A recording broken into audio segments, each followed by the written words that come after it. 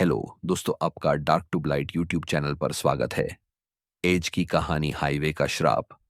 इस कहानी में आपको हाईवे की सच्चाई पता चलेगी। चलिए कहानी शुरू करते हैं। रात का समय था। दिल्ली जयपुर हाईवे पर घना अंधेरा छाया हुआ था। चारों तरफ सन्नाटा और बीच बीच में दूर से आती ट्रकों की आवाज। इसी सुनसान हाईवे पर एक कार तेज रफ्तार से दौड़ रही थी। उस कार में चार दोस्त थे: रोहित, अमन, सौरभ और निखिल। वे जयपुर में एक शादी से लौट रहे थे और हंसी मजाक करते सफर काट रहे थे। सब थके हुए थे, लेकिन माहौल हल्का बनाए रखने के लिए मजाक करते जा रहे थे। अचानक कार की हेडलाइट्स में कुछ चमका। सड़क किनारे सफेद साड़ी पहने एक औरत खड़ी थी। उसका चेहरा ढका हुआ था और वह हाथ हिला रही थी, जैसे लिफ्ट मांग रही हो। रोहित ने ब्रेक दबाने की कोशिश की, लेकिन अमन बोला, अरे पागल है क्या? इस टाइम किसी अजनबी को गाड़ी में बिठाना खतरनाक है। रोहित ने सिर हिलाया और गाड़ी आगे बढ़ा दी, लेकिन जैसे ही उसने रियर व्यू मिरर में देखा, उसका खून जम गया। वही औरत अब कार के ठीक पीछे खड़ी थी। सबने इस बात को मजाक में टाल दिया, लेकिन कुछ किलोमीटर आगे कार अचानक झटके से बंद हो गई। चारों ने बाहर निकलकर देखा। इंजन ठीक था, पेट्रोल भी था, लेकिन कार स्टार्ट नहीं हो रही थी। सन्नाटे के बीच सिर्फ ठंडी हवा चल रही थी। तभी निखिल की नजर पीछे गई और उसके मुंह से चीख निकल गई। कार के पीछे वाले शीशे पर खून से बने हाथों के निशान उभर आए थे। सभी डर गए। तभी कार का रेडियो अपने आप ऑन हुआ और उसमें एक औरत की चीख सुनाई दी, इतनी डरावनी कि सबके रोंगटे खड़े हो गए। किसी तरह उन्होंने धक्का देकर कार चालू की और नजदीकी ढाबे पर रुक गए। ढाबे वाले बूढ़े ने जब सुना कि वे किस जगह रुके थे, तो उसका चेहरा उतर गया।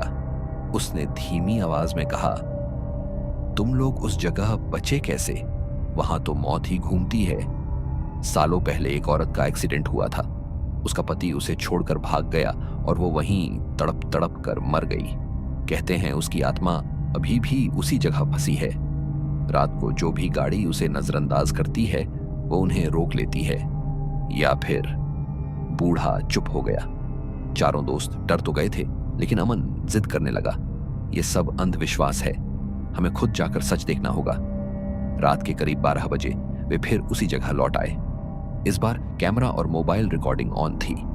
जैसे ही गाड़ी उस जगह पहुंची, ठंडी हवाओं का झोंका चला। हेडलाइट्स की रोशनी में वही औरत दिखी।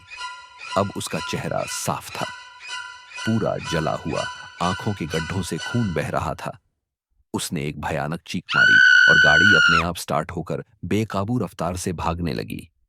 रोहित स्टीयरिंग पकड़ने की कोशिश कर रहा था, लेकिन जैसे किसी अदृश्य ताकत ने उसे पीछे धकेल दिया। गाड़ी 120 से ऊपर जा चुकी थी। पीछे सीट पर वही औरत बैठी थी, धीरे धीरे हंस रही थी। अचानक गाड़ी जंगल की तरफ मुड़ी और पेड़ों के बीच से गुजरते हुए जोरदार धमाके के साथ पलट गई। अमन, रोहित और सौरभ किसी तरह खिड़की तोड़कर बाहर निकल आए, लेकिन निखिल अंदर ही फंसा रहा। पेड़ों के बीच धुंध छाई थी और सबने साफ देखा, वो औरत निखिल को खींचते हुए अंधेरे में ले जा रही थी। दोस्त चिल्लाए, लेकिन कोई उनकी मदद करने वाला नहीं था। अगली सुबह पुलिस ने कार तो पाई, लेकिन निखिल का कोई पता नहीं चला। कैमरे की रिकॉर्डिंग में सिर्फ यही आवाज थी, निखिल की डर से भरी चीख और फिर उस औरत की खरखराती हुई आवाज। उसमें वो औरत बोल रही थी, मुझे न्याय चाहिए, मुझे न्याय चाहिए। क्यों मुझे मरने को छोड़ दिया गया था? तब से आज तक उस हाईवे पर रात को लोग सफेद साड़ी में खड़ी उस औरत को देखते हैं। जो भी उसकी आंखों में झांक लेता है, वो फिर कभी वापस नहीं आता। यह कहानी यहीं खत्म होता है। आपको यह कहानी कैसा लगा? कमेंट कर जरूर बताएं।